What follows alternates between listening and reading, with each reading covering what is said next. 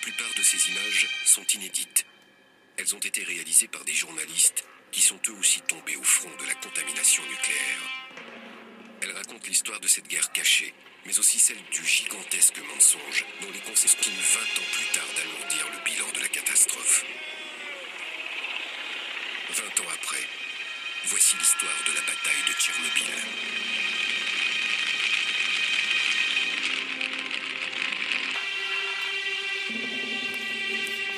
À 3 kilomètres de la ville, la centrale nucléaire Vladimir Ilitch Lénine, où chaque jour plusieurs milliers d'entre eux vont travailler.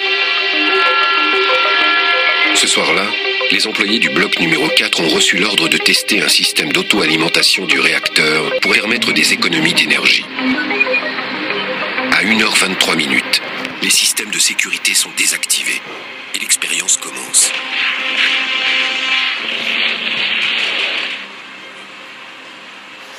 Une série de détonations se produit au cœur du réacteur. Alors que la ville de Pripyat dort paisiblement, le sol de la centrale se met à trembler.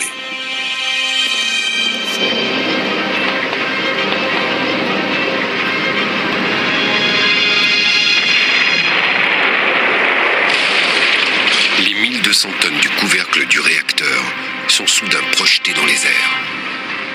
Un jet surpuissant de vapeur radioactive disperse des tonnes d'uranium et de graphite à des centaines de mètres à la ronde. Puis une gerbe de feu chargée de gaz et de particules en fusion s'élève à plus de 1000 mètres au-dessus du bâtiment éventré. L'atome échappe à tout contrôle. Le nuage de particules radioactives, on le sait, il s'est déplacé tout d'abord vers la Scandinavie, puis est en train de descendre vers le sud. Alors, comment peut-on prévoir son déplacement? Les explications de Brigitte Simonetta. Entre le possible et le réel. D'abord, les certitudes. Lors de l'accident, un anticyclone se trouvait sur l'Union soviétique. Autour des hautes pressions, on sait que les vents s'enroulent dans le sens des aiguilles d'une montre. Les particules radioactives sont alors dans un premier temps remontées sur la Pologne, puis elles ont continué leur chemin et atteint en 48 heures les pays scandinaves.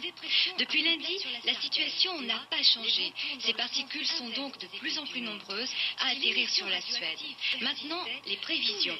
Une dépression a pris place sur la Sardaigne. Là, les vents tournent dans le sens inverse des aiguilles d'une montre. Si l'émission radioactive persistait, tout laisse à penser que cette poussière, aspirée depuis l'Ukraine, serait renvoyée vers l'Italie, la Yougoslavie et l'Autriche. En France, l'anticyclone des Açores s'est développé.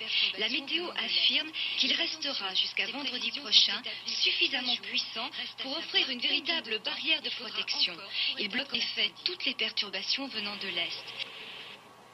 Il faut bien faire la différence entre le possible et le réel. D'abord, les certitudes. Lors de l'accident, un anticyclone se trouvait sur l'Union soviétique. Autour des hautes pressions, on sait que les vents s'enroulent dans le sens des aiguilles d'une montre. Les particules radioactives sont alors dans un premier temps remontées sur la Pologne.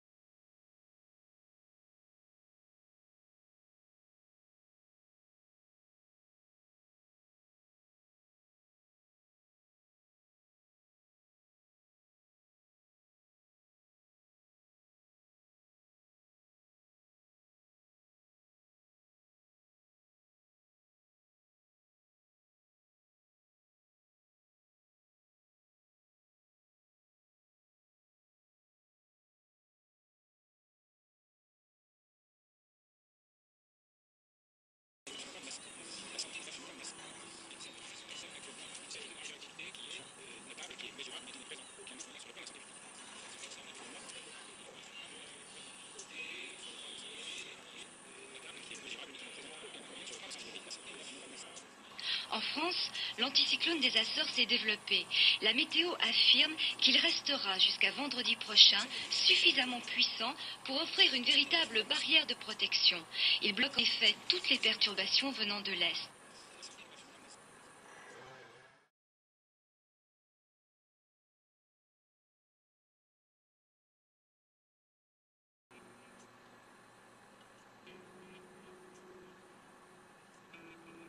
Mais ça ne menace personne actuellement, sauf peut-être dans le voisinage immédiat de l'usine. Encore, c'est surtout dans l'usine que je pense que les Russes ont admis qu'il y avait des personnes lésées. Qu'il restera jusqu'à vendredi prochain suffisamment puissant pour offrir une véritable barrière de protection. Il bloque en effet toutes les perturbations venant de l'Est.